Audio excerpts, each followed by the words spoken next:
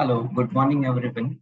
Welcome to Phillip Securities Research Morning Call for 29th of April 2024. For today, we have quite a few stock counter and technical analysis updates. And as usual, we would end the session with Singapore Weekly. So without further ado, would like to pass it on to Jonathan to get started. Thank you. Thanks, Amrish, and good morning, everyone. So I'll first be sharing on Netflix's first quarter results, which they announced a couple of weeks ago. So overall for Netflix, it's a pretty good set of results for the first quarter. Revenue was roughly in line, while PATMI was a little bit higher due to higher operating leverage.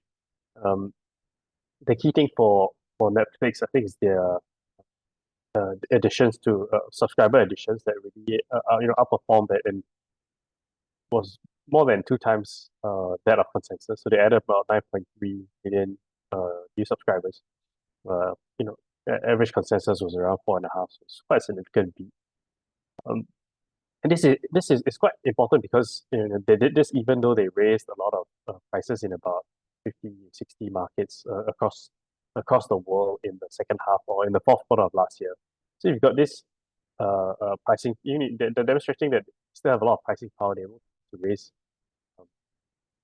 grow their subscribers, not just by a little bit, but by a lot, even though they've raised prices. And they raised it quite significantly in a lot of markets. If you're in Singapore, you probably know that it's about, I think, like $2 on, and mostly across the board, you've got this $1 or €1 or €2 or $2 kind of increase. So roughly about close to 10% increase.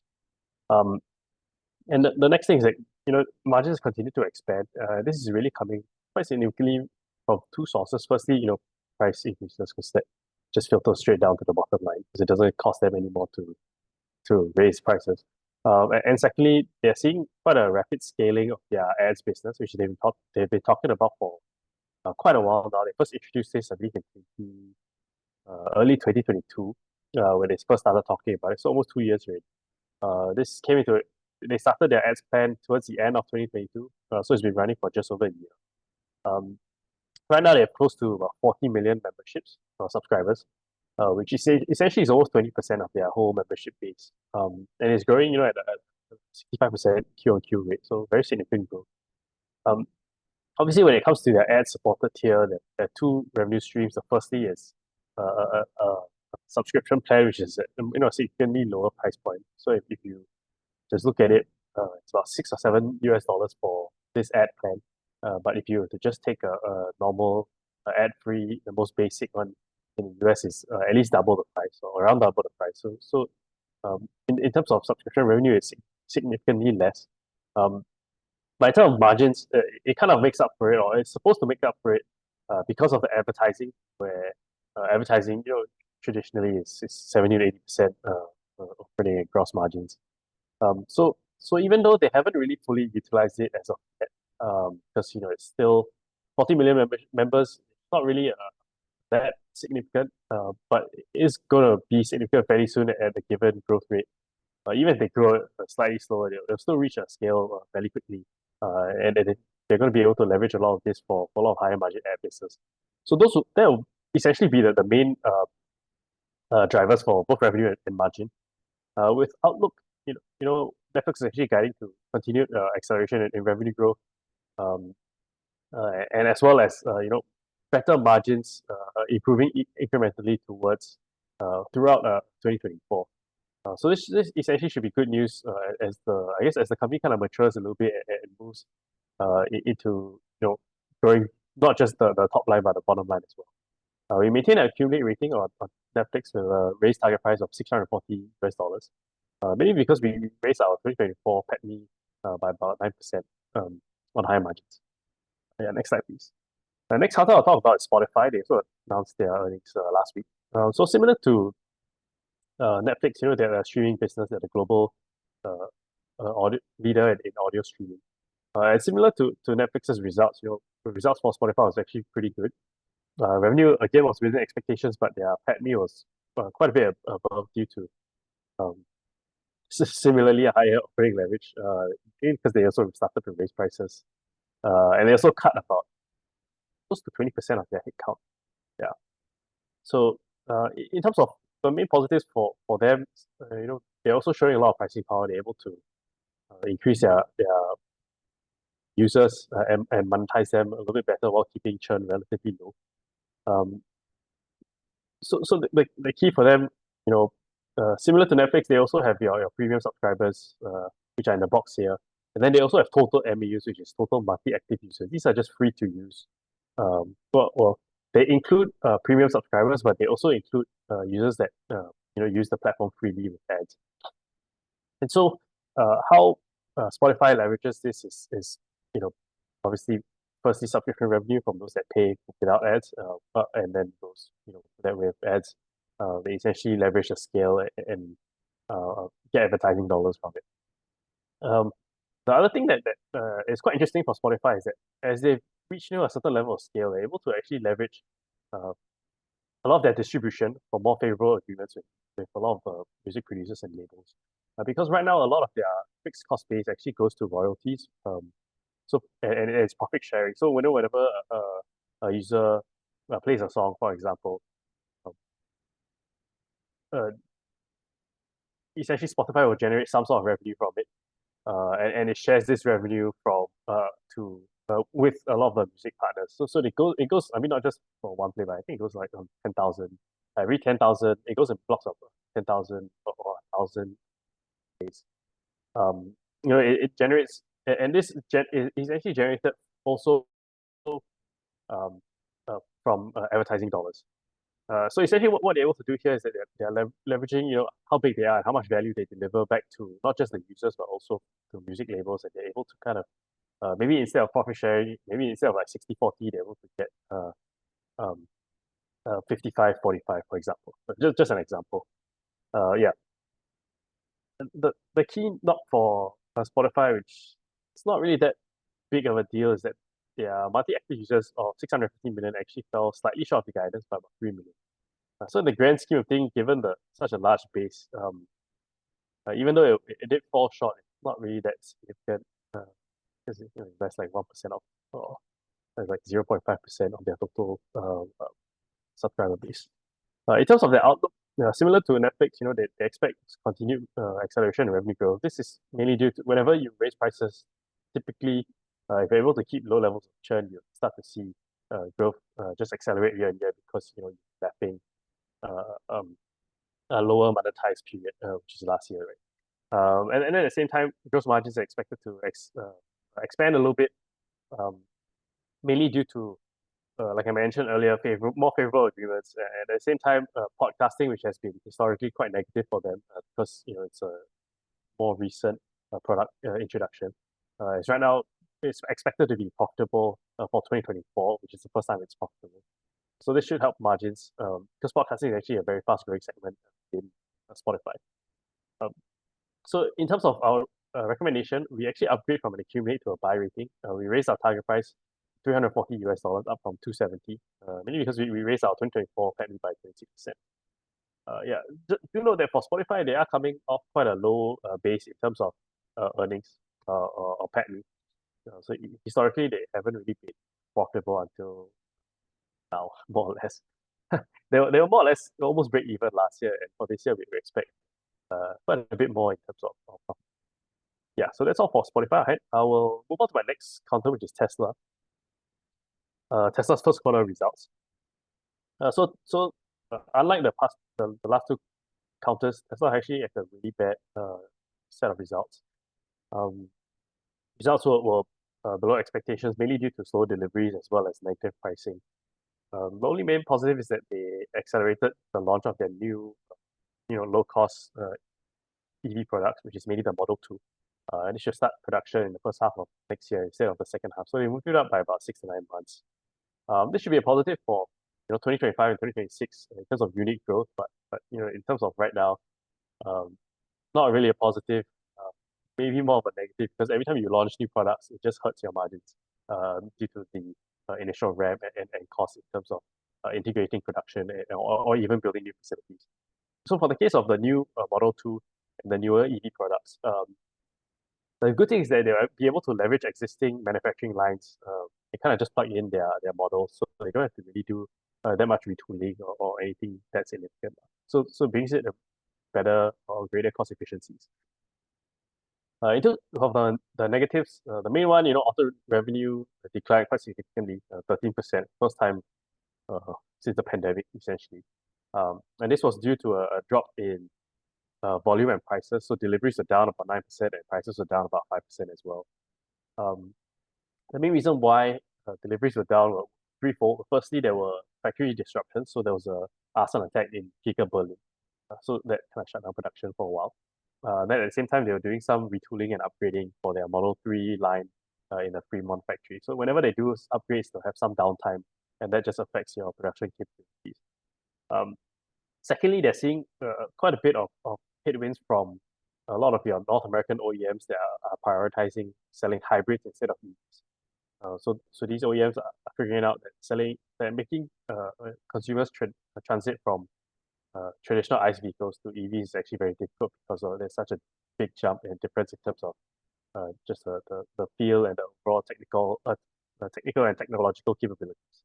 So they find it a little bit less resistant to switch consumers from just ICE vehicles to hybrids instead, and then maybe from hybrids to EVs. So we're seeing a little bit of shift in terms of mindset from these OEMs. And these OEMs control most of the North American auto market, which is very significant relative to the global auto market.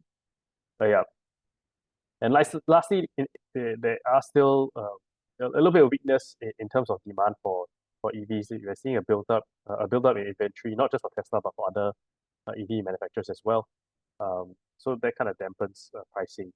And I guess lastly, what's really damping pricing also is there's still a lot of competition from a lot of Chinese EV makers.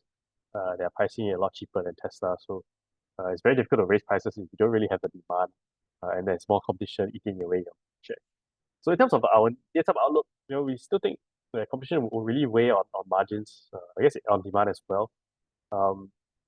And so we find it very difficult in the near term to be bullish on Tesla, really, because there's so much pressures, not just on volume but pricing as well.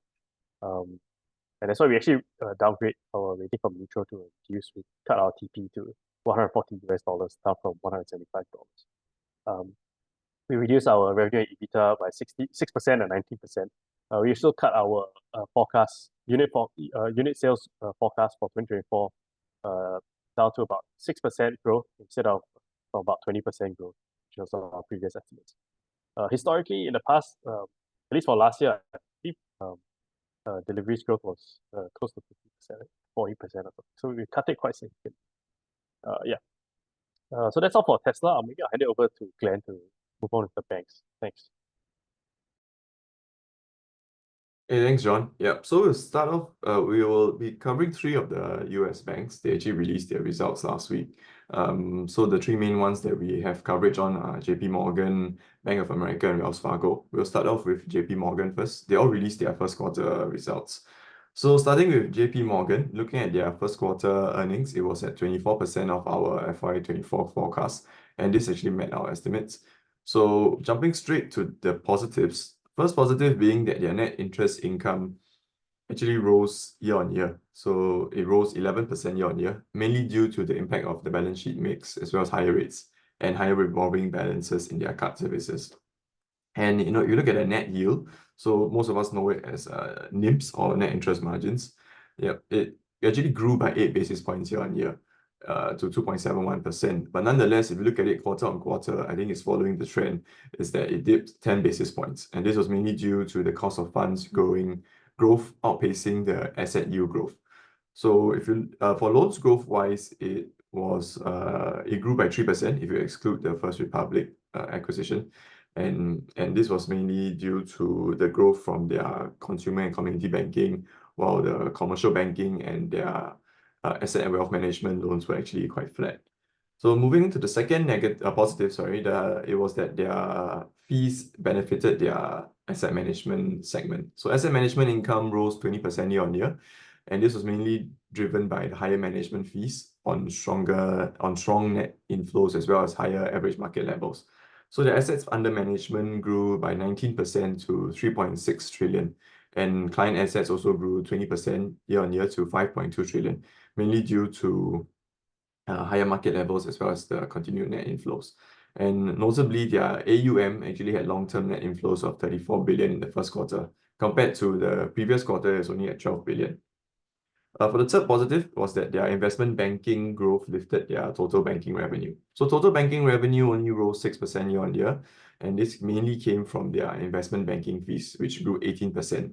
And this was driven by higher debt and equity underwriting fees, partially offset by lower advisory fees. For the last positive we have here is that their provisions fell 17% year on year to 1.8 billion. This provisions of 1.8 billion includes net charge-offs of 2 billion and a net reserve release of 72 million. So the main reason for the decline in the provisions was actually because in the previous year they had a net reserve build of 1.1 billion. So now they actually had a release of 72 million. So that's actually what made up this improvement in provisions. If you look at the net charge-offs, it did rise 79%, mainly due to the continued normalization in their card services. Now for negatives, you have two negatives. First negative is that their markets revenue, which consists of their fixed income markets and equity.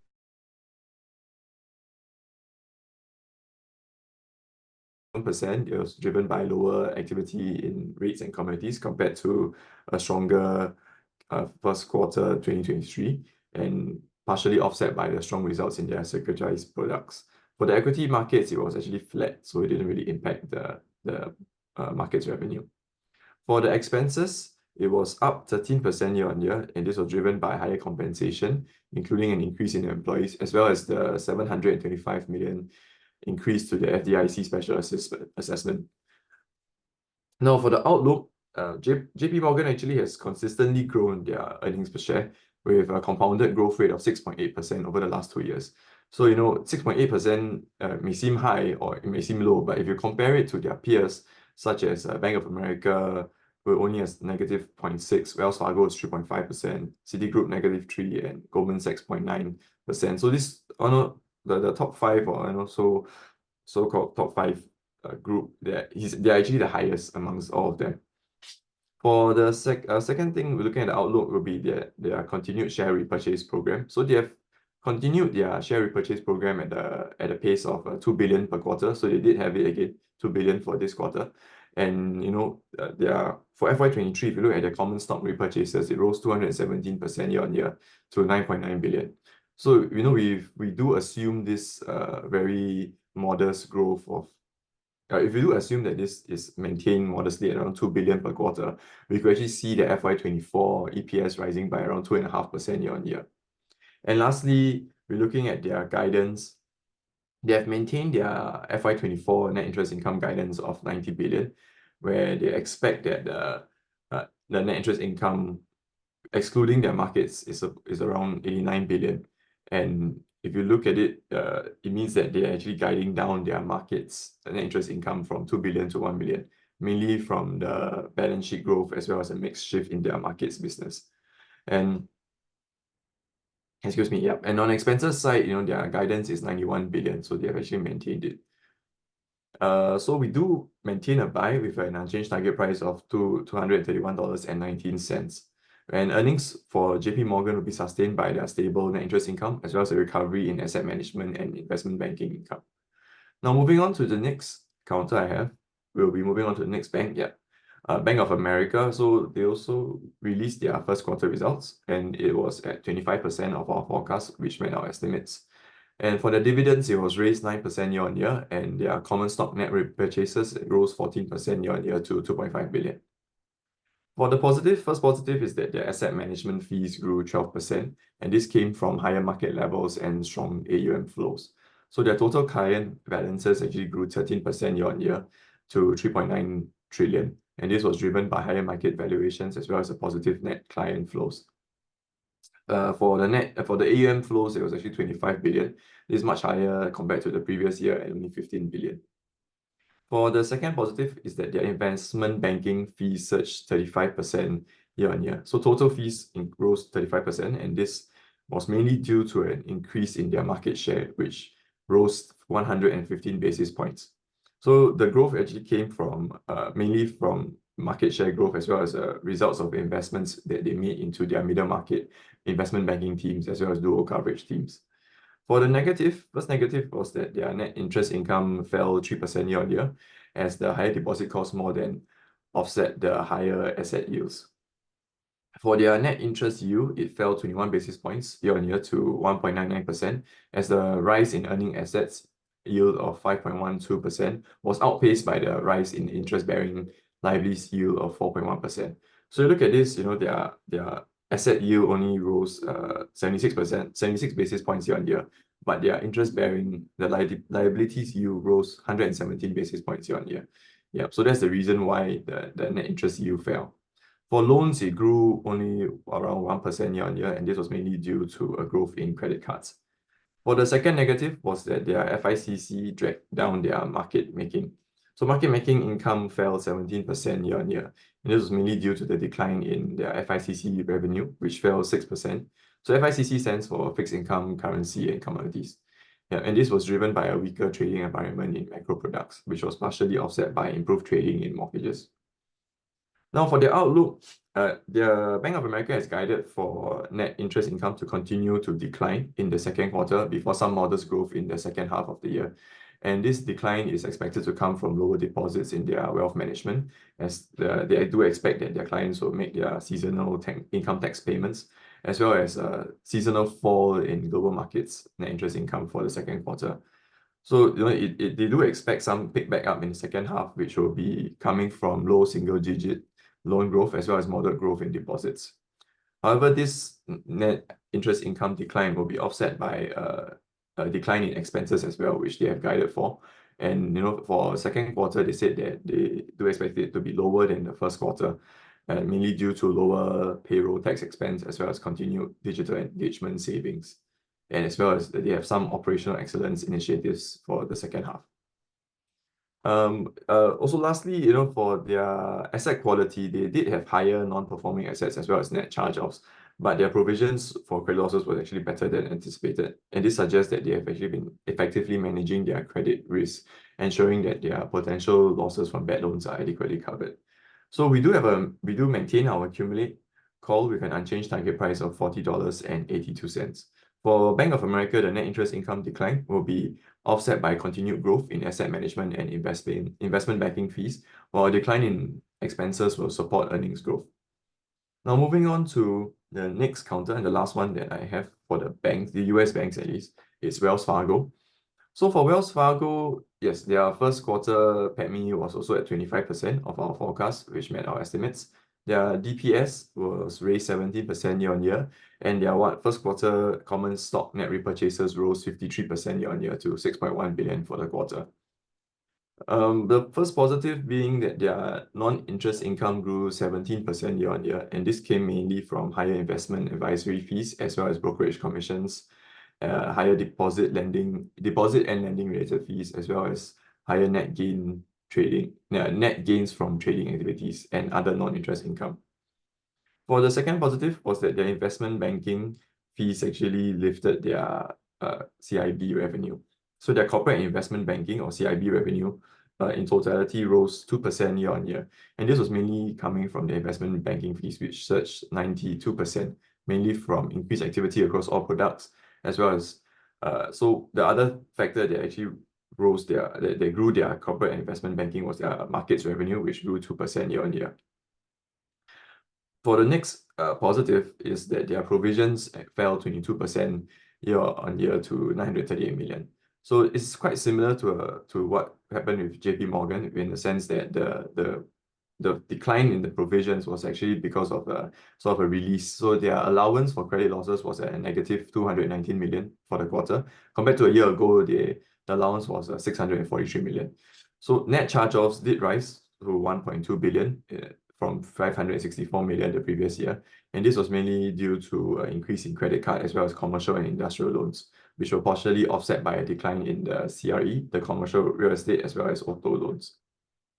For the negatives, first negative was that their net interest income fell 8% year-on-year, mainly due to the impact of higher interest rates on funding costs. And This was partially offset by higher yields on the earning assets. Their NIMs fell by 39 basis points year-on-year to 2.81% as the rise in deposit costs outpaced the growth in loan yields. For their loans, it fell 2% with declines across most loan categories, which were partially offset by higher credit card loans. Lastly, for the last negative is that their expenses were up 5% year-on-year, mainly coming from the higher operating losses driven by customer remediation accruals for historical matters, as well as the FDIC special assessment expense of 284 million for the quarter. Now, for the outlook, they have maintained their guidance for FY24, and they do still expect a decline of 7 to 9% year-on-year for net interest income, and this means they are looking at around 48 to 49 billion for FY24 net interest income. And this outlook is actually impacted by the recent rate curves path, as well as uncertainty around the timing and extent of the Fed's actions. But nonetheless, this will be offset by only a slight increase in expense, where they have maintained their expense guidance of around 52.6 billion.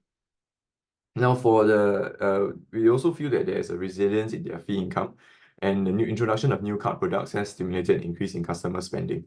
They're also channeling investments and expanding workforce into their corporate investment banking, particularly in trading, which will lead to stronger revenue and market share. And the last point for the outlook is that they have noted that buybacks will increase compared to the $12 billion they had in FY23. So in the first quarter, you can already see that it was 6.1 billion, and this makes up around half of what was it in the previous the whole of the previous year. So if we even assume a very modest increase of 10% in Wells Fargo's stock repurchase, we could see FY24 EPS rising by around 9% year-on-year. However, we do downgrade Wells Fargo to a neutral with an unchanged target price of $60.83 as we account for the recent share price performance. And for Wells Fargo, earnings will be hurt by the decline in net interest income from higher funding costs, but this will be offset by continued growth in their non-interest income. And also, as I mentioned earlier, a continued increase in share buybacks will benefit their EPS. Okay, so that's all for the US banks. I'll now move on to iFast, which released their results on Friday. This is a Phillip on the ground. We don't have coverage on iFast. So the next slide, please. Just very briefly, they did post quite decent results, and their assets under administration for the first quarter, or AUA, grew 6% quarter-on-quarter and 16% year-on-year to a record high of 21.1 billion. And this was mainly due to the net inflow of client assets actually surging to 0.69 billion. And they've also maintained their 2030 guidance target of 100 billion for their assets under administration. For revenue, it was also up quite healthily, and this was mainly coming from their non-banking revenue as the Hong Kong e-pension revenue and earnings start to come in. So moving to the Hong Kong e-pension business targets, they have maintained it, which was similar to what happened in what they released in February. It's expected to add profits of more than 43 million Sing dollars in 2024 and more than 86 million Sing dollars in 2025. And lastly, for the iFast Global Bank, they also maintained their expectations for it to break even by the fourth quarter of 2024, with it to post a reduced loss in FY24 compared to FY23. I think if you look at their deposits, it has continued to grow. So now they are looking at 515 million Sing dollars in the first quarter. And this is also mainly coming from their digital personal banking and digital transaction banking. So that's all I have for the banking side. I'll now hand it over to Helena for the ETF. Thank you. Thank you, Glenn. We have issued another ETF report on NikkoAM Straits Trading Asia x Japan REIT ETF. So the name is a little bit long, so for the rest of my presentation, I'll just shorten it as NikkoAM. Next slide, please. So unlike the Lion Phillip S-REIT ETF that we initiated earlier this month, Lion Phillip only include the 22 Singapore REIT, but NikkoAM, it gives exposure to 44 REITs across the Asia x Japan region. Its benchmark index is the FTSE EPRA Nareit Asia x Japan REIT 10% cap index. So this was actually carved out of the FTSE EPRA Nareit Global Real Estate Index, which is widely used as a global benchmark for real estate. So among the 5 REIT ETF listed on SGX, NikkoAM has the largest market cap at $350 million. So 3 investment merits. This is rather similar to the Lion Phillip S-REIT. First is its convenient and efficient way to access to the rate market. It does give you the opportunity to participate in the potential income and capital appreciation generated by the Asian market rate sector. Their second is their sustainable income over the years. So as we can see from the graph on the right, the DPU has been rather stable since IPO. It's maintaining around 4 to 6 cents. And third, from a valuation standpoint, its book value has dropped to a very attractive value. It historically traded at a high of 1.2x price to book ratio, but now it trades at a 10% discount to book. Next slide, please. We move on to the valuation methodology. We have shared this earlier with regard to the Phillip S-REIT ETF. We'll be using the same methodology. So basically, we use two different valuation methods. One is the dividend yield spread. The other is the PB ratio. So for the dividend yield spread, we're using spread to 10-year bond. But for the PB ratio, we're calculating the PB ratio using the weighted average of the PB ratio of its individual component. For both methods, we're using 3-year average value because we think it's appropriate to account for the recent rise in the interest rate. In the end, we use sensitivity analysis to apply 5% and 10% discount and premium to come up with a range of our valuation.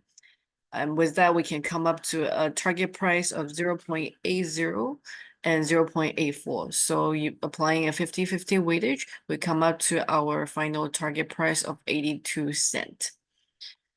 Moving on to our outlook. Next slide, please. Several pointers. The previous three is actually the same as the one we shared for Phillip, because that's just the outlook for the real estate market in Singapore.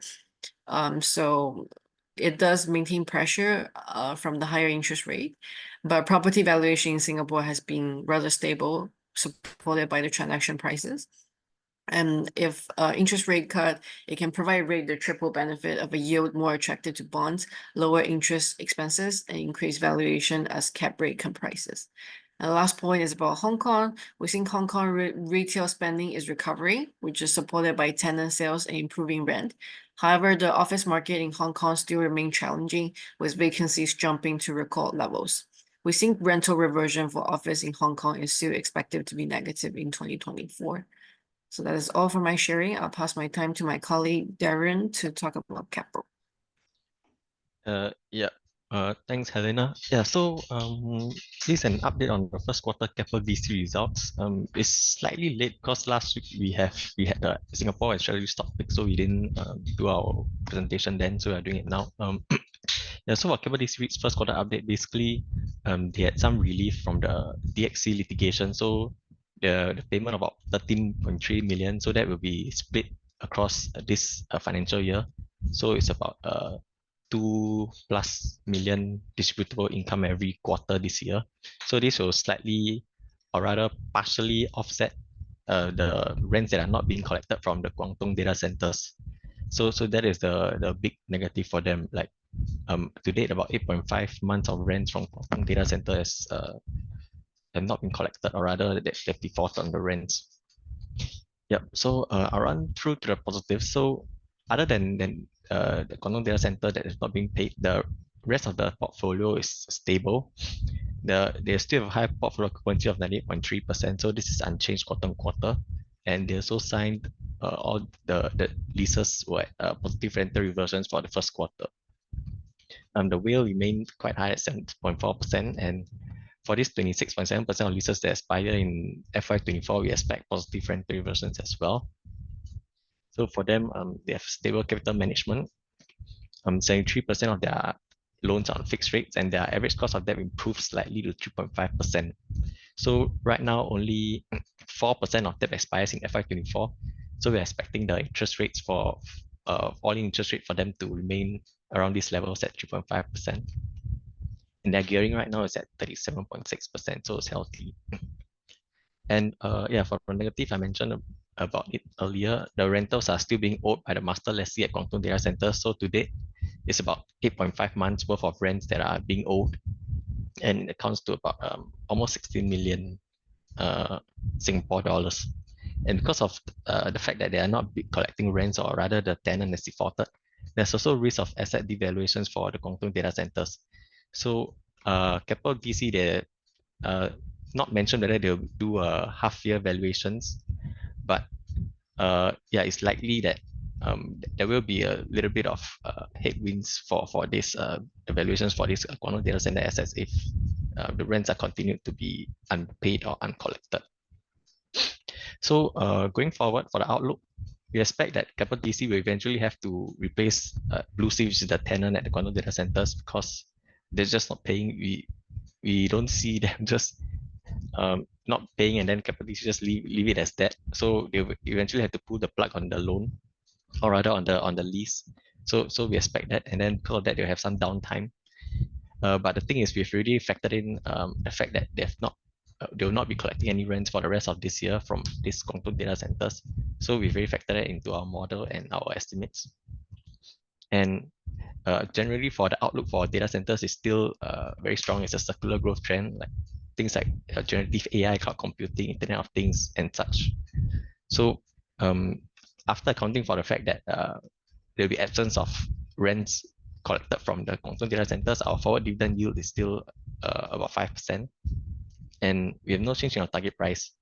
So it's 1.86 and maintain our accumulate. Yeah, next slide, please. Yeah, so next we have FCT. So their results were very their robust operating performance.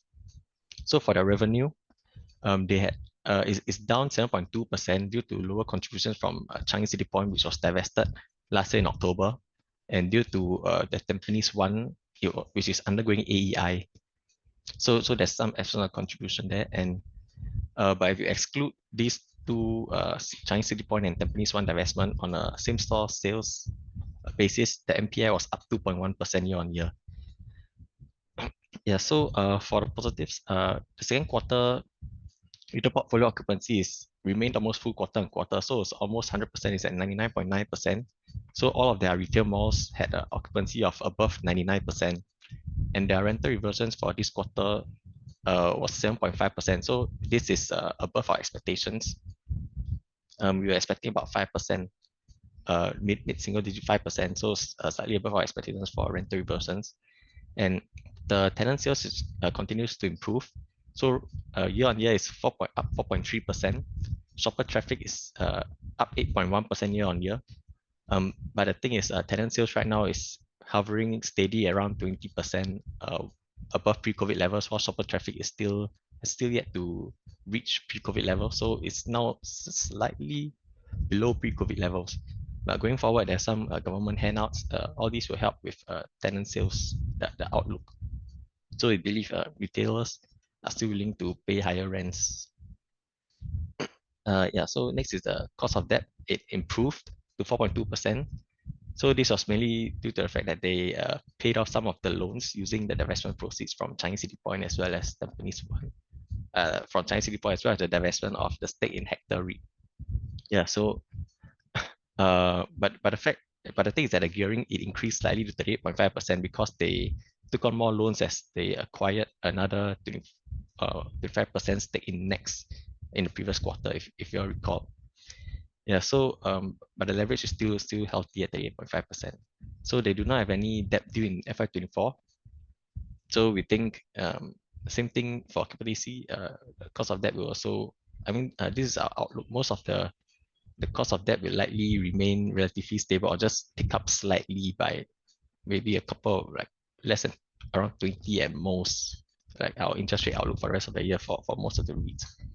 Yeah, but for FCT specifically, we think 4.2% is likely to remain around there. So for the outlook, tenant sales is resilient. There's also low incoming supply, low incoming new retail supply that will support the FCT's ability to raise rents further. And right now, occupancy cost is also healthy at 15.5%. So this is slightly below pre-COVID averages. And organic growth will still come from the sponsor stake in North Point City South Wing as well as the remaining 50% stake in Next. So Tampines One right now is undergoing AEI, but the full completion is expected in September 2024. And the space has already been 99% pre-committed to date. And by May this year, 80% of the AEI space will be handed over to tenants already. So yeah, we expect a full contribution from Tampines 1 starting the last quarter of FY24. So yeah, with that, no change in our target price. And the forward yield is 5.6%. So one more thing to highlight about FCT is that they just got included into the STI index. So that is a plus for them as well. Yeah. Next slide, please. Yeah, so for CapitaLand Ascott Trust, so this is an update. Not limited financial details were provided for this. So we have a RevPAR chart there. Year-on-year growth is still up 6%, and but quarter on quarter is down because of seasonality. Yeah, I saw one question in the chat earlier. It says, why is RevPAR growth only 6% despite so many concerts in Singapore? Yeah, that's mainly because Singapore only accounts for a small portion of their portfolio. About 15% of their portfolios in Singapore. But you look at the chart there, Australia, Singapore, UK, US, and Japan, as well as France. These 6 countries account for 80% of their portfolio. Yeah. So yeah, the positive is that RevPAR still continue to grow 6%, but it's slower. But the thing is, because in FY23 it was from a higher base. FY23 saw a real spike in revenue per available room as the pent-up demand, the borders reopened, so people started to travel, events travel. So that was from a higher base. So we did expect the RevPAR growth year on year to slow to high single digit or low double digits or the teens because of the higher base in Singapore. Not in Singapore, across the globe. Yeah, but the thing is, average daily room rates are likely to already stabilize. And when I mean stabilize, they've stabilized at above pre-COVID levels already. So the rates are already higher than pre-COVID. So we expect RevPAR continue to grow from occupancy. So portfolio occupancy right now is at 73%. So no change year on year. Quarter on quarter is down slightly by about 4%. Excuse me. That's mainly due to seasonality as well. And right now, this 73% is 88% of pre-COVID levels. So it's not reached pre-COVID levels yet for portfolio occupancy. And another plus for them is that in this quarter, or first quarter, the portfolio, they did a lot of asset recycling. So they acquired a rental housing property in Fukuoka at a NOI yield of 4%. And they also divested 5 properties. And these 5 properties all were above book value. And they locked in net gains of over 25 million. So they used the divestment proceeds to pay off some of the higher cost debt. And so they also have strong capital management. Gearing is still healthy, 37.7%. The cost of debt for them, it increased from 2.4% as of FY23 to 3%, mainly because of new loans taken up in UK in pounds and euros. So, but the thing is, this cheap, they are all in effective borrowing cost at 3% is still on the lower end as compared to a lot of the other S-REITs. So it's still cheap for them in comparison. And they have 82% of their loans on fixed rates. So for them, they also have 150 million 3.88 perp. They will be due for recall, or rather the first call date will be in September 24. We think it's likely that they will recall this perpetual bond because right now, if they reset, the rate will be much higher and they'll be able to get better rates by issuing perhaps a bond. And even if they fund this perpetual bond, rather they refinance this perpetual bond with debt, fully funded by debt, gearing will still be below 40%. Yep. So for the outlook for our class, they are focused on portfolio recycling, continuing to divest assets that they think has reached their end of, or rather the peak of the life cycle stage, and acquiring assets at a higher yield. So the growth for class will be from international visitor arrivals as it picks up, and as airline capacity increases and visa-free travel arrangements are implemented. All this will help with occupancy, and as a result, RevPAR will likely continue to grow.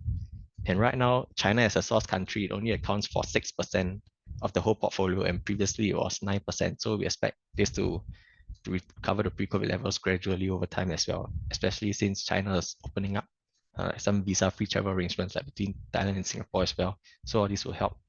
and they still have about 300 million of divestment gains that is sitting in the books, and they will use to top it up as some of the assets come off for redevelopment, like the Cavendish London. They've already mentioned that, and yeah, for unforeseen circumstances, they could use these divestment proceeds or divestment gains to top up DPU. Yeah, so with that, we upgrade CapitaLand Ascott Trust to a buy call, but we no change in our target price. The upgrade to buy was mainly due to the fact that the share price corrected quite a bit due to the interest rate, the Fed outlook that less lower rate cuts, and right now it's crossed the 20% mark, so that's why we upgraded to a buy, and Class has a forward dividend yield of 6.6% for FY24. Yeah, so that's for Class. One more for me, CapitaLand Investments. They also had a business update last week, but this business update was only less than 2 months after their full year 23 update, so not much updates, or rather not much new news from there. The thing is that for them, the REIB business continues to be weak, or rather it's just down slightly on year, mainly due to the fact that there's some absence of contribution from some of the divested assets, and there's still lower contribution from China as well, and there's lower corporate leasing income from the lodging platform Synergy in the USA due to lower tech demand, and also Singapore dollar, the strong Singapore dollar also affected REIB slightly. So as a result, all these combined, there's a 4% drop year on year. FRB remains strong. So FRB, it rose 7% year on year. So this was driven by commercial management and lodging management, as well as the recurring fund management. So commercial management, it grew 18%. So this was due to improve asset performance, as well as a new third-party contract that was secured in Singapore in the first quarter. In lodging management, it continues to improve due to higher, or rather more units opened in first quarter, and higher RevPAR as well. So recurring fees remain stable. It's up 5% year on year. Event-driven fees are still weak due to the absence of transactions. It's down 33% year on year, but we expect this event-driven fees and more transactions to happen in the second quarter, or rather later this year. As interest rate stabilizes, it will be easier to make more transactions in the market. And right now for the FRB, the FUM funds under management is 91 billion of funds that are deployed. So this is up 1 billion from the last quarter. So this 1 billion was mostly deployed into private funds. So yeah, they managed to deploy 1 billion in private funds in first quarter 2024. And they are sticking to their 200 billion. Yeah, there's missing $1 sign there. They are sticking to that 200 billion FUM in target in 5 years. So right now they still have about 9 billion of dry powder that have yet to be deployed. So if you count that in, right now their so-called FUM is 100 billion. So they're targeting to double that in 5 years, and this can be through organic growth through the listed platforms, as well as inorganic growth like through strategic M&As as well. So for them, in the first quarter, we saw that there's a faster pace of capital recycling, like 600 million worth of divestments were made in first quarter. So this was more than 10 times up from first quarter 23. So first quarter 2023 only had 35 million. And right now, CLI, they are still on track to hit their 3 billion divestment target. So this 3 billion is their annual target. And for this year, they're focusing more on the China and US assets for divestment. So for the negatives, like I mentioned, the REIB revenue is still weak. Yeah, so for the outlook for them, event-driven fee are expected to improve as interest rate stabilizes, and lodging management fees are also expected to improve with more units signed and opened. So CLI, they are targeting still a double-digit growth in lodging management fees this year. And for divestments, they are targeting the US and China, and they mentioned that that's a key priority for them this year. So yeah, with that, no change in our ISOTeam target price, and CLI is still paying a forward dividend yield of about 4.5%. Yeah, so that's all for me. I'll hand over time to Peggy to talk about Keppel. Thanks. Thank you, Darren. Keppel had the first quarter business update. Thank you. Yeah, there was no financial data provided all they said was the first quarter 24 revenue was 1.5 billion, lower than the first quarter 23 of 1.6 billion. And year-on-year net profit is an improvement if we take away the divested offshore and marine assets, impact of that assets. Okay, the few description of the results, from the few description of the results, we derive the following conclusion. First is on the positive side, they received 1.3 million from the Ascott Co. If you recall, they sold their legacy REIT assets to the Ascott Co during the when they moved their KOM into C-Stream, and with that they also command a 4% interest income from this asset, from the value of the assets. For this quarter they received 71 million, and fund management fee wise it was jumps 52% to 88 million for this quarter, but still compared with the whole year of last year of 283, is the number is not it's just in line. Okay, the jump in fund management fee is likely from KIT's performance and acquisition, as KIT had an exceptional payout in third quarter last year, and also during this quarter the overall fund under the fund management they raised 136 million equity, compared with a full year of 5 billion in FY23. On the negative front, they have the pace of asset monetization has been slow. In total, about 82 million assets were sold during the quarter, plus another about 162 million coming from the proposed divestment of UC Residential Land Bank. This is still subject to regulatory approval, but they're still sticking to the target of their 10 to 12 billion asset monetization plan. And on the net gearing is still hovering at about 0.9 times, same level as end of last year. It's suggesting a very slow cash inflow this quarter.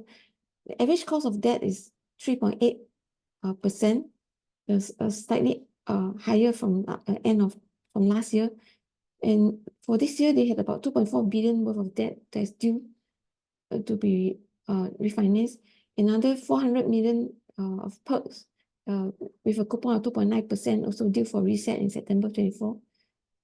Management expects to maintain their interest rates at 3.81% for the whole of this year. Yeah, I brought two pie charts here to show you that on the energy capacity, which contributes to about more than 60% of their income, they had increased the capacity for spot contract, which is like less than 1 year, has risen from 10% to now 16% at the end of March. We think this is probably intentional, because Sembcorp SCI is having some shutdown for 2 months in the second quarter this year for maintenance. So they probably want to capture the opportunity, free up by Sembcorp to supply to sell capacity to Sembcorp, and for Sembcorp to fulfill their contracts with the customer. And then on the fund management front, the FUM will rise to 9 billion when they complete the Aermont acquisition, which will be effective from 1st May, we believe. So that will increase their AUM. In the near term, we think the share price catalyst will be the divestment of legacy REIT assets to also fulfill to meet their short-term debt requirement.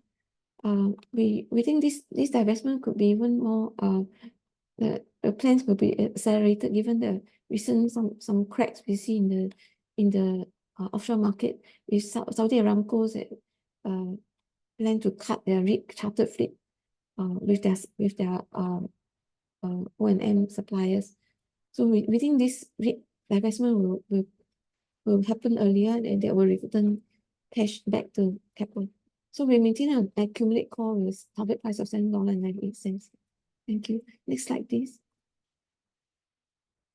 Okay, ISOTeam, we hosted a webinar for them. These are some of the highlights from the webinar, in case you missed them. Okay, at that webinar to try to highlight to us that they are actually turning the corner. A few things that they have done right is that will bring them to profitability.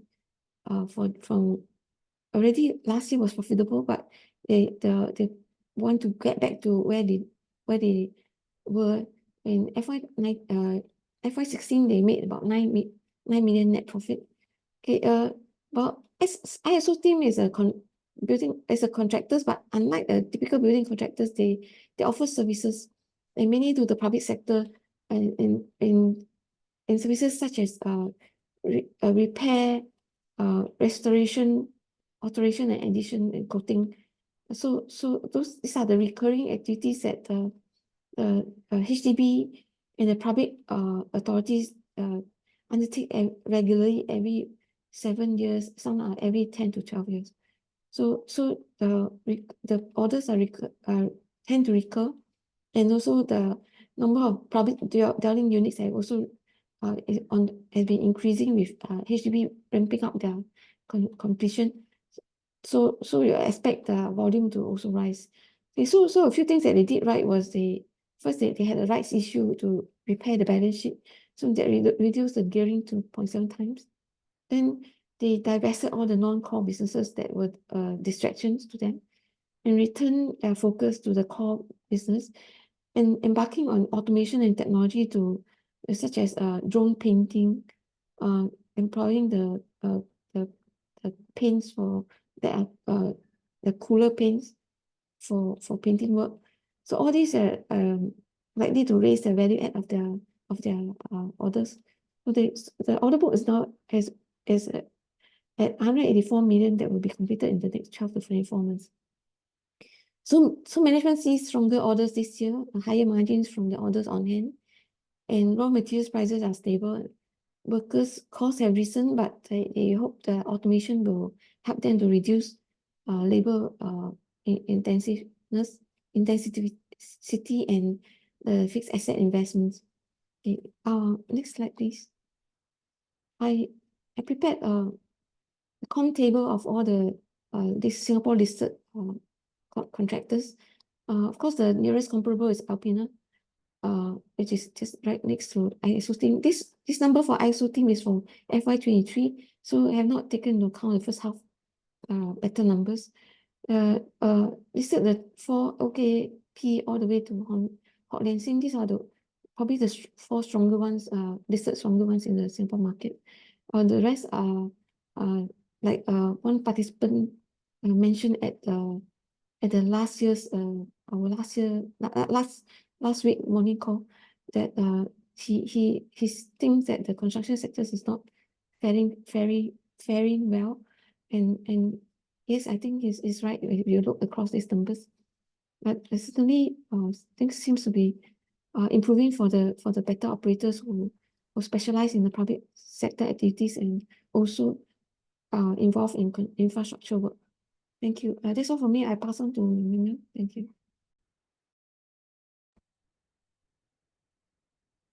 Thank you, Peggy. So Suntec REIT released the first quarter 24 result last week. Yeah, thank you.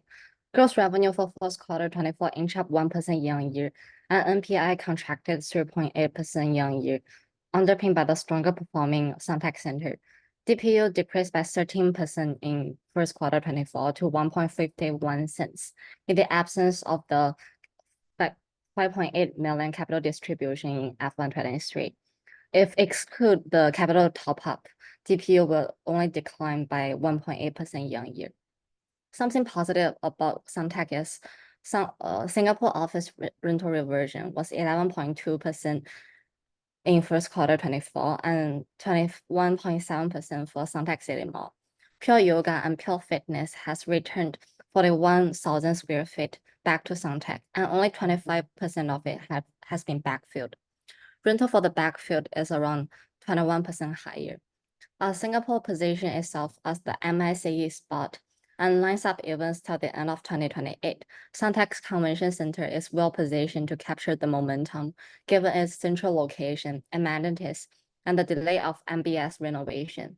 Revenue for the convention center was up 26.1% year-on-year, and we expect it to contribute around 20% of the total revenue in FY24. They also mentioned that we're firm on the 100 million divestment goal with no intention on lowering the asking price. The proceeds generated will be used for debt repayment instead of capital distribution, with the aim of lowering gearing to around 40%. As for negatives, retail and office occupancy rate at portfolio level saw 2.1 percentage points and 3.5 percentage point year-on-year decline. We expect further downtime for 55 Carey Street and Minister Building. Australia saw some leasing demand drawback due to supply influx in CBD area. Effective rental reversion was at negative for first quarter 24. Suntec observing increasing incentives for Australian market, thus compressing earnings. Incentives was up to around 35 to 45% of the total income generated for the total contract period. Valuation for Australia side may decline further in the face of the possible cap rate expansion of 25 basis points. And for FY24, cost of debt is expected to increase to around 4.2%, increase by 4.2 percentage points. Yeah, next slide, please. Suntec also mentioned some situation on the ground, like the physical occupancy for office portfolio maintained at 50%. And although some office tenants are downsizing, Suntec still observe more expansion demand to offset it. And more tenants are demanding smaller place with shorter leasing period due to the macroeconomic uncertainties. As for outlook, Suntec expect office market for the UK set to recover faster than Australia, with stable cap rate and stable valuation in FY24. The Minister Building is expected to be backfilled by the end of FY24. Valuation for UK and Singapore may hold well on the back of the stable supply and healthy macroeconomic condition. New supply in the office market has been absorbed well for Singapore, with higher than average asking rent. IOI building has driven demand back to Suntec office. Since the office within Suntec's portfolio are the direct competitor of IOI with lower asking rent. And with fashion falling short, stronger demand for Singapore retail sector come from F&B. And since all the lists signed during pre-COVID already expired, we expect rental reversion for retail to cool down a bit in the mid-teens for FY24 and office to remain at a high single-digit level. So Suntec is currently trading at FY24 dividend yield of 5.6% and 0.55 times price to NAV. This is at 10 years historical low. Yeah, so we lower our DDM back target price from $1.47 to $1.41 in the face of the slower turnaround of the interest rate trajectory. Yeah, that's all for me. I'll hand over to Zing for technical pause. Thanks, Manuel. I'll move on to the technicals. So looking at S&P 500, last week we saw a technical rebound after the price actually we touched a price gap at the 4,980 level. And then we saw a rebound towards the downtrend resistance line, which it retested on Friday. So I think in terms of the outlook for this week, I expect some near-term resistance right ahead with the 5,100 points level being a first level of resistance at this downtrend resistance line. There's also another resistance level at 5140, which was the recent breakdown level that saw the sell down I think 2 weeks back. Yeah, so I expect some continuation of pullback going ahead. With the immediate resistance at 5115 to 5160 and the immediate support at 4920 to 4990 area. Next slide, please. Next one, first up, we have a technical sell for applied materials at $196.06. Take profit levels at 177 and 165 with a stop loss at $205. The stock last closed at $203.38. So first up, looking at in terms of the chart, recently there was a breakdown below the $197 range support level, and then declining momentum in both the MACD and RSI. So I think the stock could, if it continues the bearish momentum, it could pull back further towards these two take profit levels, which were prior or horizontal levels. Yeah, but looking in terms of the momentum right now, I think looks like it probably will hit the stop loss since that stock has reverted back up above these $197 level on Friday. Next slide. And the next one is on NVIDIA. For this trade, it actually hit our stop loss. It's a technical sell at $796.77. Take profit levels at 742 and 663 with a stop loss at 840. The stock last closed at $877.35. So at first, the thinking was that there was a breakdown of this ascending broadening wedge highlighted in blue. And then second thing was that recently there was a breakdown below the 830 to 840 strong support area. So with that, we could see the further pullback momentum towards these two take profit levels with the decreasing momentum. But that didn't happen, and the stock actually went back above the 830, 840 level. Yeah. So next slide, please. So just to summarize the two trades, the first up, Applied Materials currently down about 3.7%. Then for NVIDIA, it hit our stop loss, so it was down 5.4%. Yeah, so that's all from me now. I'll hand over time to Paul to talk about Siong results. Thanks. Yeah, thanks, Zain. So I'll move on to Siong's first quarter results. The title very long, but actually, okay, so the revenue and profit was within our expectations. There was a bit of acceleration in the revenue. Our forecast is probably around 4%. It accelerated a bit faster at 5 or almost close to 6. But one of the reasons is because this Chinese New Year, there's a bigger distance between Christmas and Lunar New Year. Compared to a year ago, it was much closer. I think the Christmas and Lunar New Year was virtually back to back. And usually there's a bit of a buyer fatigue when the festive periods are too near. So you get this acceleration. The negative continues to be the lack of new stores. So the whole of this year, even up to April, there's only one store open. And if you assume no same store sales growth, organic growth is kind of like 3 to 4%, then there's really not much growth coming up because you don't have the new stores. But the pipeline is healthy. They have 71 stores now, so they are still have 3 stores pending award. Depending if they can award, they've already submitted, and they have another 6 stores that is going to be bidded out by HDB. So most of the stores are, of course, in the HDB area. No change in our target price, no change in our forecast. Like I mentioned, a new stores is a drag on revenue, but it's still an attractive stock itself, just that there's lacking growth for this year. You know, the ROE is almost a huge 30%, and it's all net cash of a record net cash of about 300 million, and they pay a dividend yield of 4%. Next slide. I'll move on to our usual weekly. Next slide. So in terms of some of the macro in Singapore, surprisingly, there's a bit of slowdown in the production, industrial production, which is basically manufacturing activity. There was some news on residential prices. It's still slowing down, but it's moving only like 1% quarter on quarter and up about only 4%. So the pace of increase has slowed down significantly. And but HDB continues to be quite healthy. It's actually accelerated from the fourth quarter, highest in almost 5 months, and it's up. So HDB prices are outpacing the private residents by up 6% over a 12-month period. In the US, the consumer spending continues to be quite resilient. I think you see a bit of acceleration. It's up almost 5%. And it's the fastest growth in almost 3 months. And the most important was the core PCE. It's virtually within expectations, but the problem now is that inflation is kind of like flattening out, no longer falling. We have a chart later. But we are worried because there's a risk that inflation could be rising back up. Just to give you some sense of the numbers, the current month-on-month is about 40, 50 basis, about almost 40 basis points, or 36. Now, compared to the second half of last year, where it was really slow, it was only up almost 16 month-on-month change.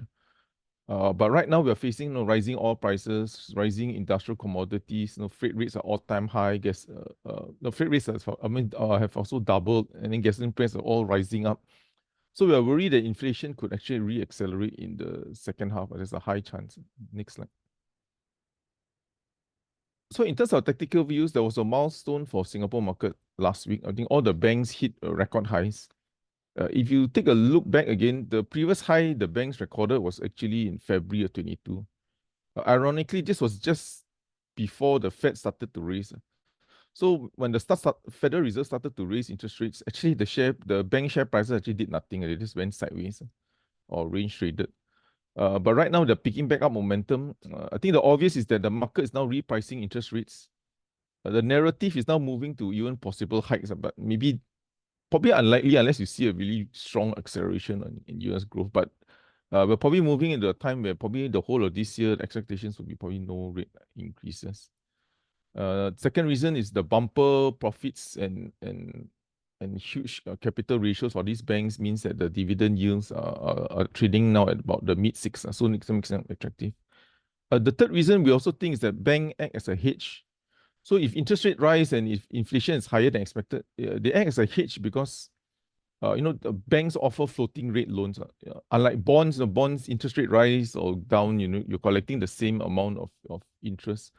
But when interest rate rise, banks, of course, especially for Singapore, they will pass on the higher interest.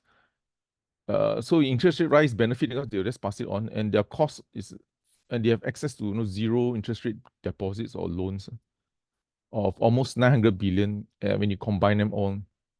So they are the big beneficiaries and the hedge against inflation. So we still think there's going to be a momentum to continue because we do worry that inflation could pick up in the second half. So in terms of the events, there's lots of events again. There's Amazon, Samsung. There's even the Fed meeting, but I think it's probably going to be a non-event. They're not going to raise rates. They're probably going to just say data dependent again. There's also DBS results coming up on Thursday. Some of the events are quite heavy on the REITs presentations.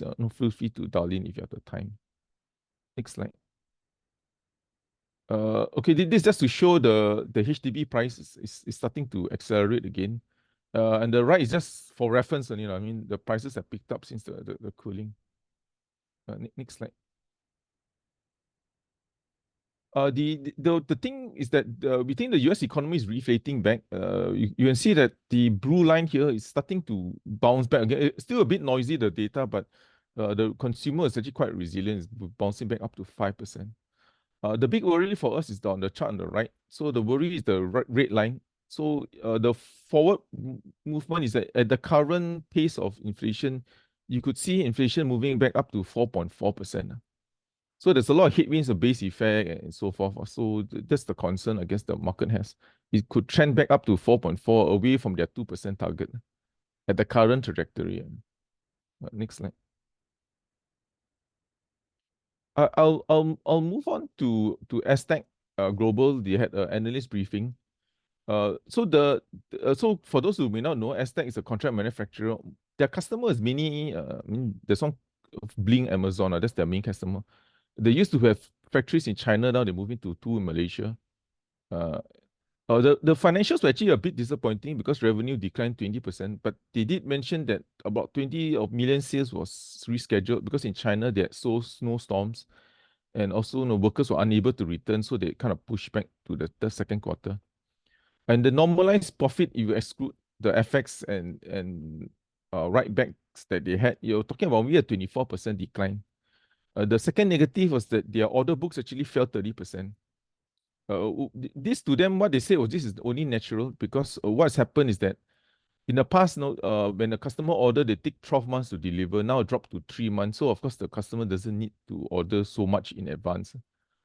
But they still think that the majority of the orders will be fulfilled. But the outlook is still positive. I think what they're saying is that although the near-term order book has fallen, but the projections are still very healthy. And some of the products they're promoting is smart cameras that can identify people's face, which is scary. Can count inventory on the supermarkets.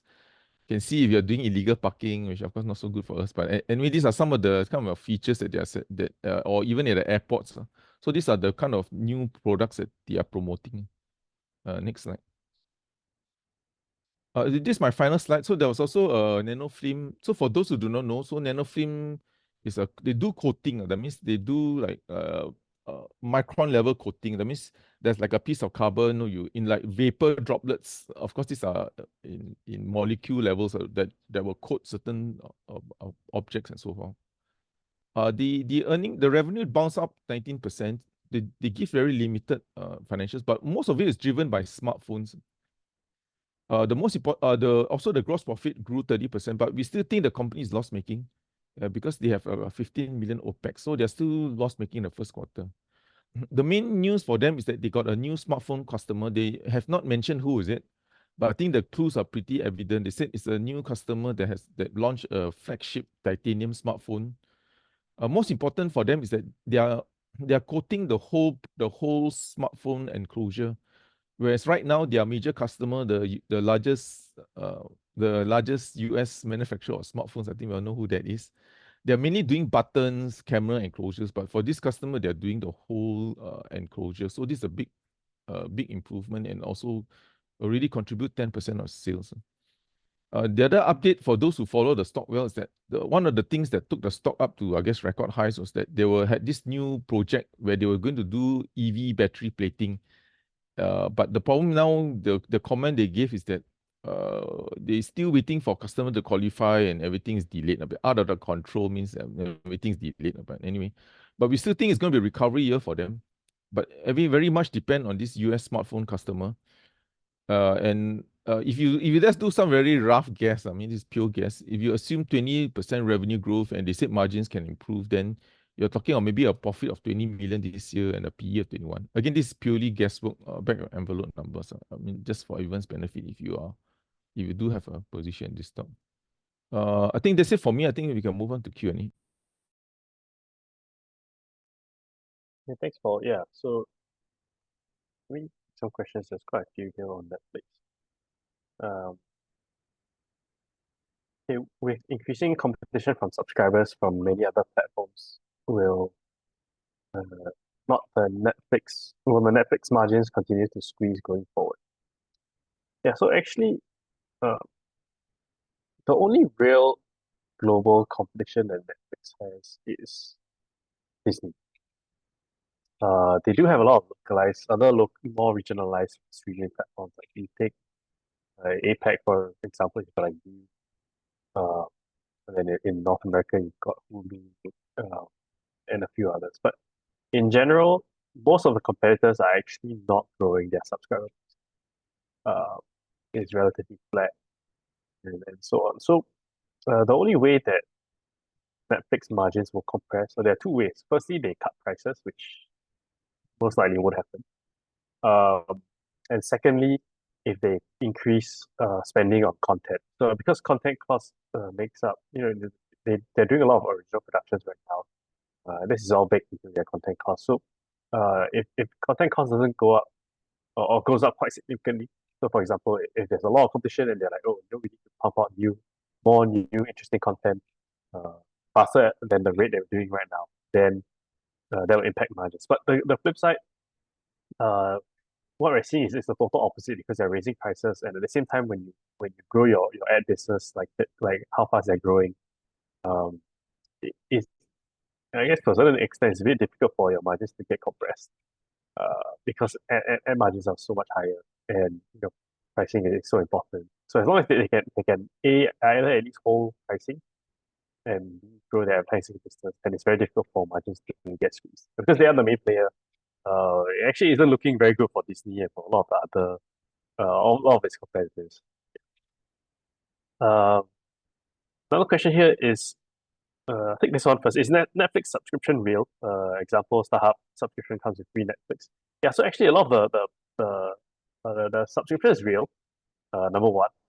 Number two, whenever you see bundles like these, Netflix will give it to these cable providers at a slight discount. So maybe instead of like $15, maybe they'll charge it $12, for example. And the companies like StarHub are the ones that actually absorb the cost of it. Yeah, so the subscription is actually real, regardless of where it comes from. Sometimes if they run promos, then maybe cover some of the costs for the cable provider. But for the most part, it is real. So actually, Netflix does partner quite significantly with a lot of cable providers or network providers, not just in Asia, but in the US as well. Good. Yeah. Next question here is, hi, Jonathan, was Netflix move to stop reporting subscriber numbers a surprise? Does that mean we should expect weak growth ahead despite the positives? So actually, I think they mentioned in the last earnings call that they were going to stop, or they were thinking about reorganizing their reporting lines. Just because it's getting a bit messy with different tiers, especially with the ad subscription kind of growing as fast as it is. Just very difficult to actually, it doesn't really quantify a lot of impact of just because there's so many different levers now. So it wasn't really a surprise if you listened in the previous earnings call. And actually, they're quite kind. They basically give you 1 year heads up. They're only going to stop giving this number, in the first quarter of next year.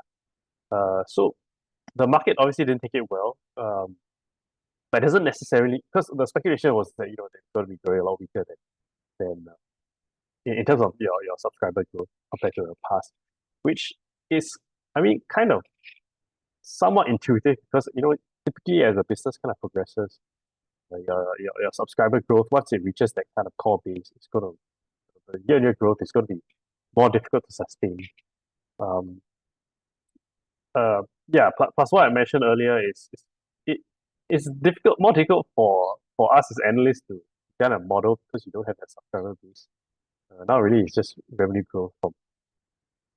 But I don't think you should really read too much into that because at the end of the day, the bottom line is growing, the top line is growing, margins are expanding. As long as they keep doing that, which seems quite sustainable, I find it very difficult. And it's quite interesting that they sold off quite significantly just because they. Yeah. So I hope that answers your question. So there's a few more questions here. I'll take all the streaming ones first. Netflix and Spotify, who are the closest competitors?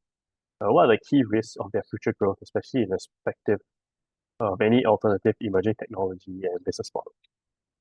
Okay, so I'll start with Netflix. I think I mentioned most of them. Closest one will probably be closest pure play one. Of course, you've got Amazon Prime, the Prime Video, but that's a little bit secondary because you actually most people get Amazon Prime for their fast same day delivery, and then you've got the add-on of streaming video, and then also YouTube. It's kind of it's a competitor, but it I guess they focus on different content for the most part, because the main way YouTube makes money is from digital advertising, not really subscriptions and not really on demand. Even though they do have offering, but it's not really that significant right now. The key risk obviously is if how Netflix has been growing really well. I think the key is the content, the quality of content. So one of the key risks is if they start producing content that nobody wants to watch, then obviously people unsubscribe. And then that kind of triggers that might trigger a kind of sort of a significant headwinds and will probably be an avalanche of bad news if that really happens. But it's quite unlikely right now. Or the other risk is if suddenly YouTube, which has a much larger base, or even I guess Apple TV, starts really focusing on building out their own production or encroaching into space on Netflix more than it already is, then that might be just some competition. But the interesting thing about streaming is that most people that have streaming, video on demand streaming, they do have multiple accounts. So it's not. So this was the case when Disney started ramping up. So people were afraid that Netflix, will lose market share. But the reality is, because the options right now are still so much more affordable than if you get a cable. For example, if you got StarHub or something, it's like $40 or here. But in the US, it costs $70, $80. So the gap between video on demand streaming and typical cable TV or broadcast TV is so big that most people just have multiple accounts and multiple accounts with different companies, and the cost is still relatively low. Yeah, moving to Spotify is even clearer. There's really not much competition. Same guys on Apple Music, YouTube Music, but they are even further behind than Netflix's competitors. The key risk to Spotify is honestly fairly similar to Netflix. I mean, once you start losing subscribers and then you lose your pricing power, then it really kind of eats into your margins, because at the end of the day, they are a platform. And so right now they're leveraging other people's content, right? Think about Taylor Swift, for example. Everything goes to either Taylor Swift or the music label that represents her. Most of it, then Spotify kind of takes a smaller cut. So those are the key risks with streaming websites in general, or streaming platforms in general. Hope that helps. I don't see an alternative emerging technology for Spotify. Actually, Spotify is the alternative emerging technology from radio or even a Sirius XM. So, back in the day when they started off, there's only Sirius XM, and radio. So Sirius is essentially you could play over the internet and all that. And then Spotify came along and just ate up it. So actually, these two companies here, Netflix and Spotify, are just pulling away from everyone else. Yeah. Sorry, very long-winded. I hope that helps. It's okay. So next question is Tesla worthy of being inside Magnificent Seven, in your opinion? If yes, what are the credentials? So at this current point in time, I would have to say no. But when you look at the long-term picture, then it's definitely a yes, because they are at the forefront of a lot of cutting technology for driving, and even EVs in general. There are near-term headwinds, but if you look at the longer-term picture, 5 to 10 years, the likelihood is they'll continue to grow, maybe not at a fast rate, as fast as they used to, but they'll still be growing faster than the industry. And so if it's very difficult to just keep changing the name and taking out, instead of Magnificent Seven, then it becomes like maybe the Fab Five, you take out two companies, and then 6 months later or 1 year later, the growth starts to go back again, and the market cap starts to rise and you add it back on. So my answer to this is in the near term though, but if you're looking long term, then definitely it's still deserves to be inside. So another question on Tesla is Tesla mentioned about humanoid robots. What's your take on it? So in the call they mentioned the use cases for humanoid robots, even though it is still very early and they haven't actually done any useful functions yet. Like most emerging technology, new technology takes a while to actually get it up and running for more use cases. But I think if you're looking at somewhere down the line, like 10 years, 5 to 10 years, humanoid robots, I mean, if you think about it from a manufacturing perspective, already done by robots. The only addition now is adding a little bit more AI to the robots and having them be a little bit more human-like, able to do some more functions that robots can already do right now. So I think it's a good emerging technology, and it's something that Tesla's been working on for quite a while. But I don't think it'll be anything that it'll improve productivity for sure, but it's not some super game changer like it's kind of touted, especially by Tesla. So I think that's all for myself. Maybe I'll hand it over to my colleagues. Hey, thanks, John. Yeah, maybe I'll just follow up. I'm using with the US side, right? So there's one question about the 3 banks, the JPM, Bank of America, as well as Wells Fargo. It's asking, with further pushback for interest rates for cuts forecast to 1 or 2 max for 2024, can we expect the net interest income for the 3 banks to improve, hence supporting their share prices going forward? Yeah, I think that's a very good point you have there. I think one of the big things that was a bit of a disappointment, at least for JPM, if you look at their guidance, was that they did not increase their guidance for their net interest income. So they actually maintained it at 90 billion. So, people are expecting them to actually further increase it. But what we are seeing, that's applicable to all the 3 banks, is that while the interest rates do benefit the banks, they are actually suffering from their funding cost pressures. So if you look at the recent results, all 3 banks have seen that their funding costs, their liabilities yield actually go up But because interest rates have been kept at these levels, we are not really seeing a further uptick. So what's happening is that their net yield or net interest margins have actually been taking a hit, which is apparent in the most recent first quarter results for the banks. And another way that it could be that's a negative, but on the positive side, what they could do is that they could sort of roll over their assets into maybe longer and higher interest rates, and this will sort of boost their asset yield. So while their loan yields have been sort of stagnating because they can't go any higher already, right? They can put back whatever assets they have, which is why they're saying that higher deposits will be good for them, because then they can take these deposits but then put it back into higher, even longer tenure where they can earn more interest. So that's how they are trying to play around to sort of maintain their net interest income. And I think they all, I'm pretty sure the banks have they have plenty of analysts and all their C-suite people, right? They're all looking at the figures, and they also know that the interest rates cuts forecast might go down, right? But yet they're still guiding for similar net interest income, and there's a good reason for that. I think they're trying to do really play a balancing game where they try to maintain their funding costs, but yet be able to keep up the asset yield to try to make it flat. So I don't think it will really sort of benefit them greatly, but it should continue to stay flat, at least for the net interest income, going forward. I think the other, your second part of the question is what will support their share prices going forward. I think it will be other sectors, like they are also cutting their expenses, so that's something that they can control.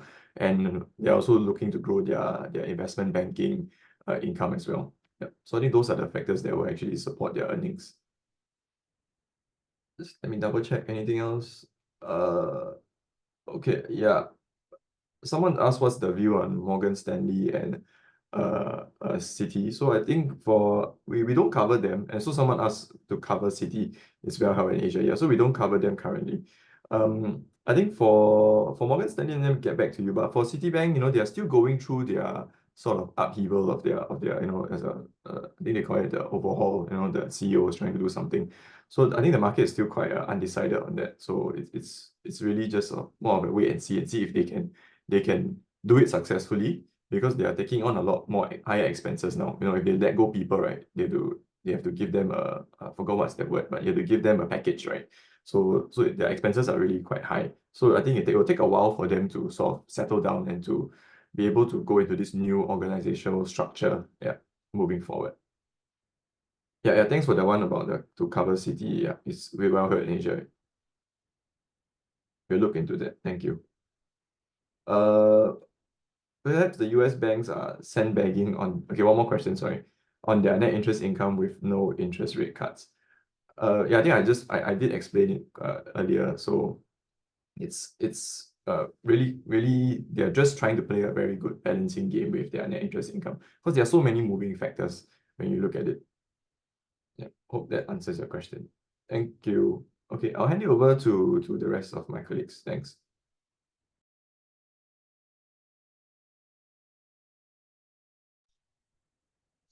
Yeah, okay, thanks. Let me take on some comment on CCT logistic lease issue in Shanghai Fengxian Logistics versus China logistics market. Yeah, so for the CCT's Fengxian market, they have one property which the tenant vacated. So now that due to business closure, so after the tenant vacated this quarter due to business closure, the property is 100% vacant.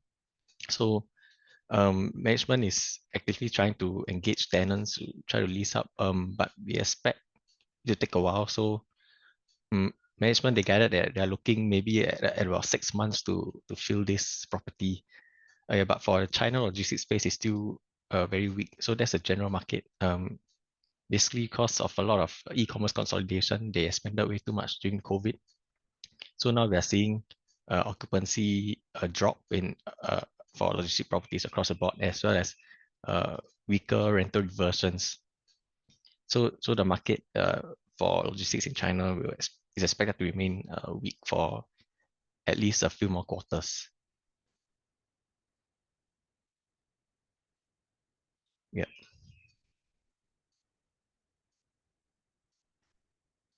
Why Ascott SG RevPAR growth only 6% despite many concerts? Yeah, that's because Singapore only accounts for about 15% of Ascott's revenue. So if you take into account the whole portfolio, yeah, is plus minus here and there. So plus in Singapore might be offset by some other slower growth countries. So as a result, yeah, or 6% year on year, but quarter on quarter is still down because of seasonality. Yeah, but year on year it's up 6%.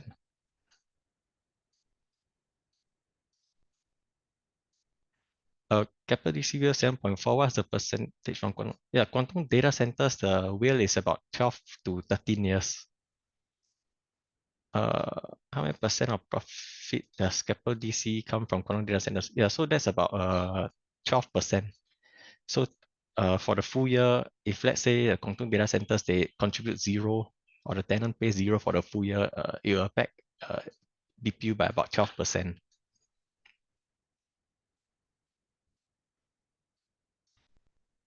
What's the WALE? FCT? FCT WALE is about 2 years.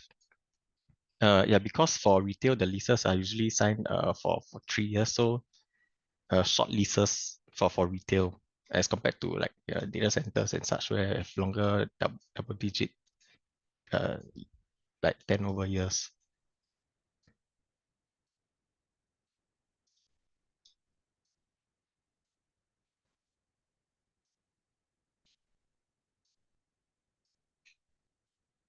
With 3% exposure to Japan and weakening yen, what is the extent of negative impact on class earnings?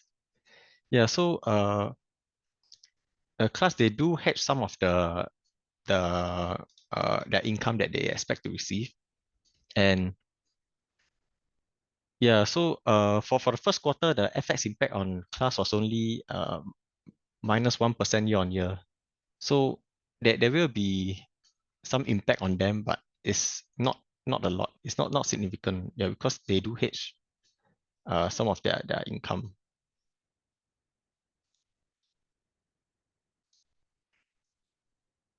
Any idea of class whether they have any plans to expand their presence in Singapore from current low? Yeah, no. There's no indication that they will want to expand their current presence in Singapore. Currently, it's about 15. Yeah, so no. Yeah, but they would like to extend their longer stay segment to about 25 to 30% of the overall portfolio, and that's a long-term target. So that contribute to the stable income sources. How many percentage of CapitaLand investment revenue profit come from China? Yeah, so for CLI, they have 30% of their AUM in China, and of this, and for the revenue, about 16% of revenue comes from China. As compared to the 30% AUM in China. So basically the revenue, the income they get from China is lower as compared to the rest of the portfolio.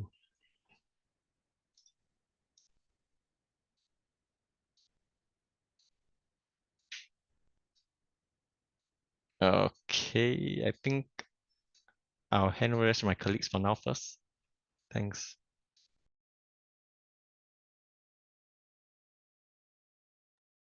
Yeah, I mean, I'll just take one more here. It's asking about the comment for the US banks on the risk exposure to the office sector and the risk of regional banks in the continued high interest environment. Yeah, so if you look at the 3 banks we cover, their exposure to the CRE, so the commercial real estate office sector, is actually very low. So it's only 7 to 10%. So the big banks are actually quite well positioned if you look at it that way. Where they have actually sort of provisioned and set aside enough allowances for them. The most recent first quarter earnings, you can see that they actually lowered their allowances. So they're letting go of some of these higher risk so-called exposures to the commercial office sector. In terms of the regional banks, I think that's where the risk is. So that's what happened previously, and sorry, not what happened recently, but that's what we are seeing now is where the regional banks are actually more at risk. But this won't really affect the bigger banks because if anything, if like what we saw, previously when First Republic collapsed and then JPMorgan just took it over. So the regional banks are more susceptible to this commercial office sector. and they're actually taken in a lot more. I think it's more than 50. I think on average is maybe more than 50% if you look at it that way. Yeah. So I don't look at each in an individual regional banks, but on average, they are definitely more susceptible. And if the interest rates continue to be high, then they were to put on more risk, and there's a higher chance of default. So that is a higher risk to them. But if you look at the big banks, what is actually a benefit for them? Because if let's say the smaller banks, they collapse or they can't cope, they will just maybe acquire their loans at a pennies to the dollar, right? And this is beneficial to these the larger players, at least the three banks that we cover. Yeah. Okay, I'll hand it over to the rest of my colleagues. Thanks. Yeah, let me just take on this Singtel questions. I guess it's the popular question. So just to give you a bit of background of what has happened. So Singtel announced a non-cash write-down of 3 billion. Around 2 billion of it comes from Optus. This is not new. They actually did write down 1 billion of goodwill at Optus in last year. So they had about 8 billion of goodwill at Optus. So this is very legacy. This is when the first time they bought Optus around 20 years ago.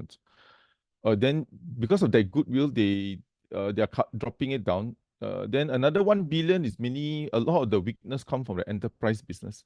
I think partly those who follow it closely in Australia, there's this NBN, the so-called not to confuse everyone, it's like the so-called Netlink equivalent. So a lot of people are shifting away using the fiber from Optus and using this so-called Netlink equivalent. The second thing is that they also announced something positive. I think in general the headlines is bad, but in reality the announcement in terms of the deal with TPG. So TPG not only of course competes with Singapore here. They are mainly an Australian company, so they are like the third mobile operator in Australia. So they are actually going to use Optus cell phone towers in the rural areas, and they're going to pay Singtel 1.6 billion over 10 years. 900 million is fixed, then the rest is variable as the 5G towers roll out. So this is positive because it's basically allowing Optus to have someone share their infrastructure. Otherwise, Optus would have to pay out all this money for capex. So in general, this is generally a positive news, but the headline is just horrible because it's all about the write-downs. The write-downs mainly because interest rates higher, so they do like a DCF, a present value of the Optus assets, then they have to bring it down because interest rate assumptions higher. But in terms of operation, most of it is also at the enterprise business has been weak. So it won't change our call, but actually technically it's actually a positive. Let me just answer some more. Can you share your view on ComfortDelGro over the next 12 months? So we still think that there are still the multiple growth drivers for ComfortDelGro. I think I highlighted before. First one is the taxi business. A lot of the growth is coming from their Zig platform. So from Zig, you're going to get higher platform fees coming into 2024, as you do year on year, and then you also have higher commissions. And then for the China business, the right hit, you'll notice they only disclose it in the annual report. You'll notice there's like a, 15-20% rise in the number of taxis in China, because to do ride hailing, you need a taxi license, and that is growing. And then in Australia, also recovering because of the whole of the whole competition. So they're bidding activity, they're rebidding the contracts at higher price, so the margins will improve. And the fourth thing is that the lag impact from the rail pricing, that means the rail system in Singapore, will also benefit them because they only collect higher prices a year later after they incur all the expense. So the lag impact of higher pricing will also benefit. So it's going to be multiple growth drivers for them this year. Okay. Nanofilm turnaround for real. It is real, but it really dependent on the ability of, I guess, Apple to turn around. Yeah. If without that, I think it will be harder for them to turn around. But right now, with the new customer, that's going to be very helpful. I hand over to you, Zain, to look at all the technicals in view of time. Okay, thanks, Paul. I'll move on to the technicals. Let me just share my screen.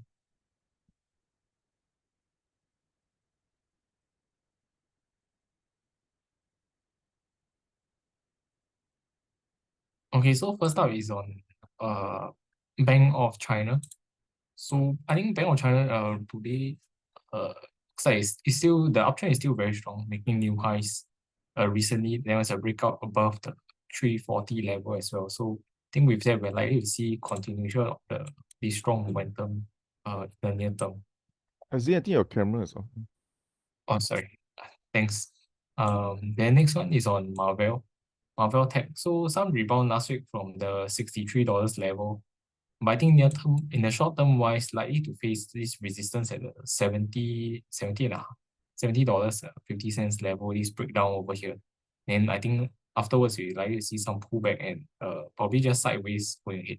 Since that looks like it's consolidating in a range since middle of March. The next one is on Apple. Okay, for Apple, some rebound last week after hitting 165 this support level back in October last year.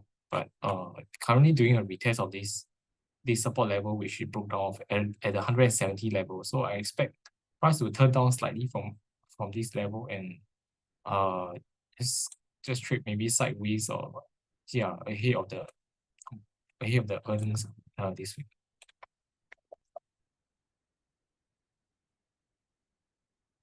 Okay, for Xpeng, some rebound from last week after hitting the 680 support level. Then I saw there was also some bullish divergence taking place as well. So I think short term wise, you could see a little bit more upside to retest this 830 swing high level.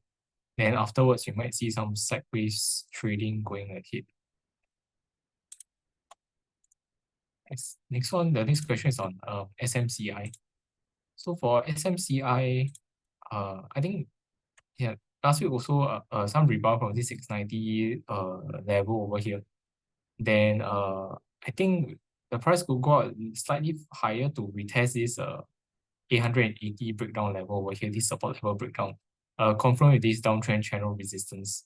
So I think over here you'll probably meet some resistance again and turn down slightly with the current support around 800 to about 825 over here.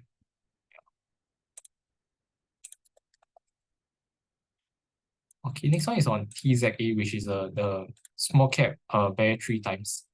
So I think looking in terms of the chart wise, recently looks like some short-term price bullish reversal with price trending along this uptrend support line and then a breakout above this swing high at 1980. Recently it did a retest. So I think as long as we can hold this price level and as well as this uptrend line, I'm expecting some sort of a bounce going ahead to retest these recent highs again at $22 over here.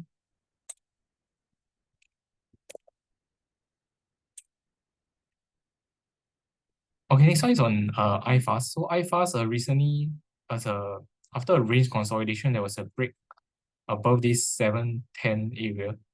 So I think the current price action, I think we could see some slight further upside towards 770s to about 780, the retest of this horizontal level over here. And next one is on Samudera. Okay, Samudera shipping, I think the uptrend is still intact. It's trading in this uptrend channel over here. Currently, after a consolidation, there was a break above 89 cents. So currently it's around 91.5 cents. At this level, it will do a retest of the price swing high near 91.5 cents to 91 cents to 92.5 cents is a previous resistance, range resistance level. So here price might just sideways for a while again.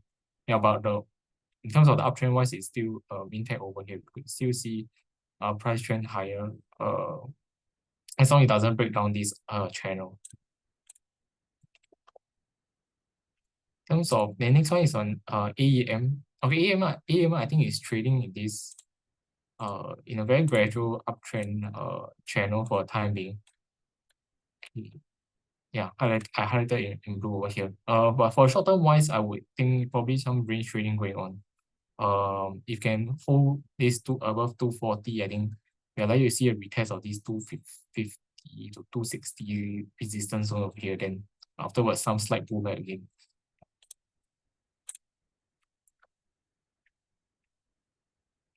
Okay, next one is on Centrepoint. So Centrepoint still continuing on its recent momentum after breaking out of this descending wedge over here, and then also taking out this resistance at 0.088. So I think we are likely to see a retest of this 0.096 resistance level. Then price could just consolidate for a while afterwards. Yeah, after a strong run up over here. Okay, then next up is on AMD. Okay, for AMD, I think price sort of did a bounce at the recover above this $150 level. So I think for short term wise, some resistance over here at 157 for time being. But if you can clear, then I think likely we could see some continued bounce towards 163 about there. Then we probably see some sideways trading afterwards. The next one is on ARM. Okay, for ARM, I think some recovery back last week. Then currently it's kind of sideways for a while. Some near-term resistance at $103 from this horizontal level. I think if it could break higher, then I think we could see some further rebound towards like 107. Yeah, 107 in the near term. Then afterwards it will be like 114 about there. Okay, next one is on NVIDIA. Okay, NVIDIA, in terms of price action wise, recently, broke below 830, but subsequently there was a recovery back on Friday. So I think we could still see the momentum go high, continue this rebound momentum upwards. I think might see a retest of this 905, 906 resistance level here, then before it pulls back a little bit and just trades sideways again.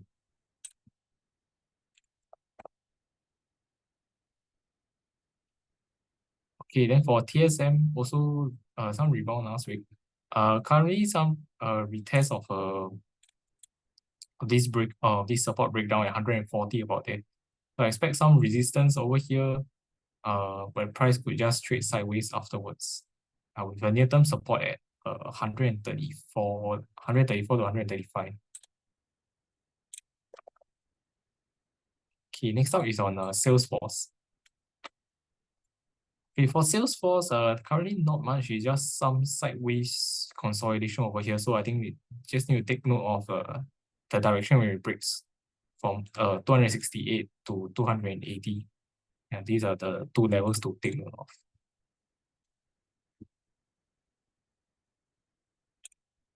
The next one is on CapitaLand Ascenders REIT. Okay, for Capital Ascenders REIT, I think for now the momentum is still quite bearish. So recently there was a breakdown below this 265 level, previously a double bottom. Then did a retest and price turned down again. So I think likelihood is that we continue this recent bearish momentum over here. You probably will retest the recent lows at 253, or if it goes below that, then I think could see maybe 248 about there. If it does retest like this trend line support over here.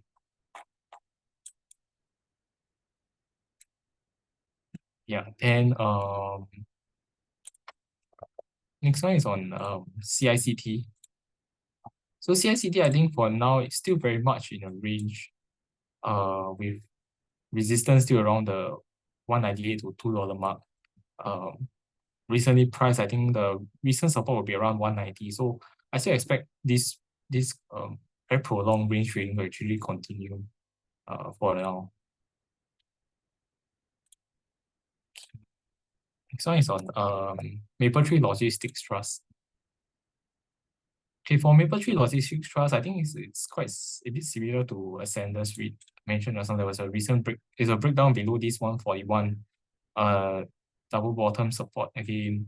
I think a retest of the 130 previous support level. So I think it's still doing a bit of a bounce from here, but I think still likely to see some weak momentum going ahead. Probably just some sideways or downwards afterwards. The next one is a Mapletree North Asia. I think it's changed name to Mapletree Pan Asia Commercial Trust after the merger with MCT. So for MPAC, I think recently the 120 level retest is still holding some bounce afterwards. I think the momentum is still kind of weak. As you see the downtrend taking place over here, still lower highs. So I expect a lower high to form again with the 130 level likely to act as a resistance, since it was a recent horizontal level that price broke down of.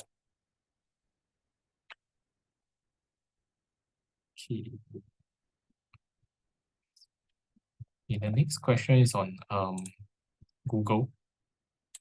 Okay, so for Google, I think after there was some volatility before the results and afterwards as well. Currently, I think it's a new all-time high. With that, with the gap up, I think as with most results after a big gap up, gap down, the near-term ones, I think it's still likely to be volatile. So can't really give you a very good TA view in the near term. I think we still need to see how price trades, especially in the next few days afterwards. Likelihood is that could just remain kind of sideways at face, as with most earnings that have a huge gap up after their, as with most counters that have a huge gap up after their earnings.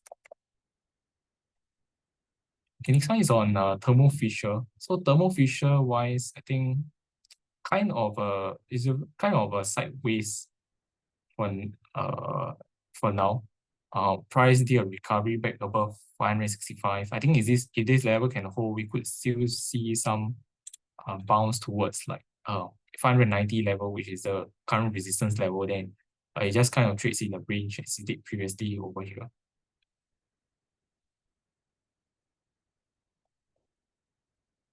Okay.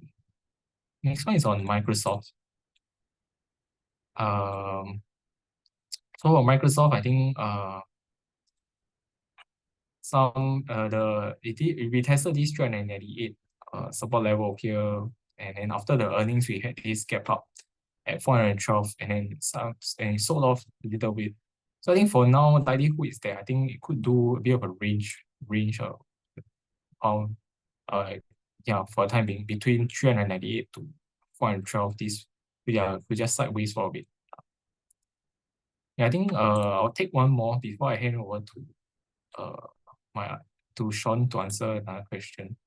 Okay, based on TA, HMN which is CapitaLand Ascott Trust, seems to be in a downtrend channel. Is it still a buy at the current price?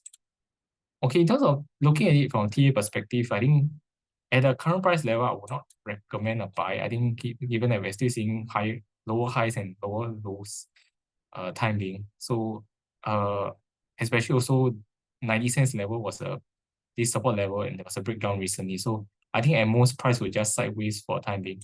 If you're looking for a buy, I would recommend closer to about 86 to 87 cents, which is this trendline support level, as well as 86 cents was a previous horizontal support level as well.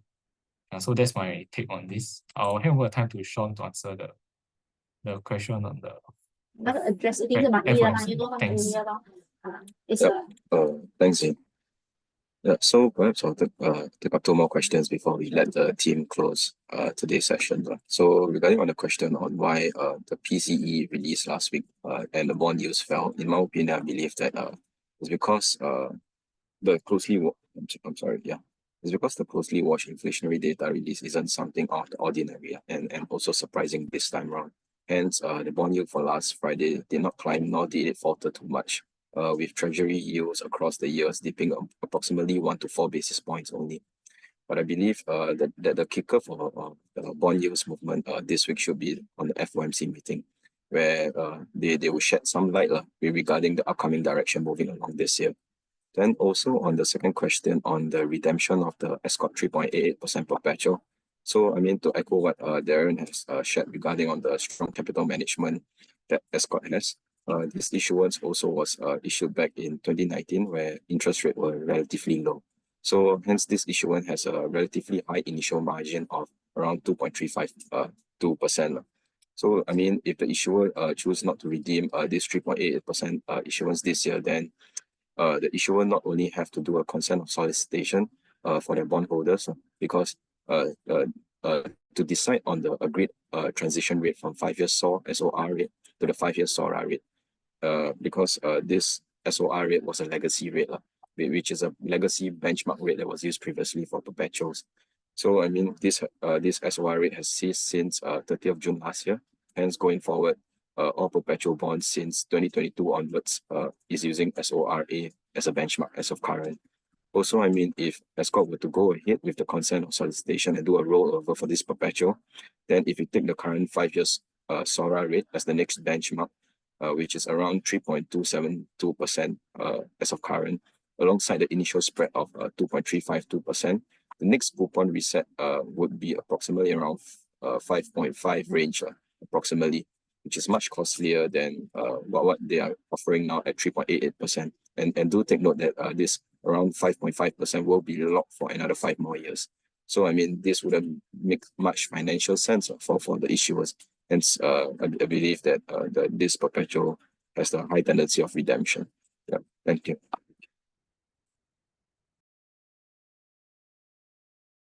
Okay, thanks, John. And as a reminder, always remember perpetual is like a fake equity that we always said. And then when the costs go up, you need to have enough borrowings to not be able to borrow to cover the perpetuals. So, and then the effect of it is to gear up the REITs.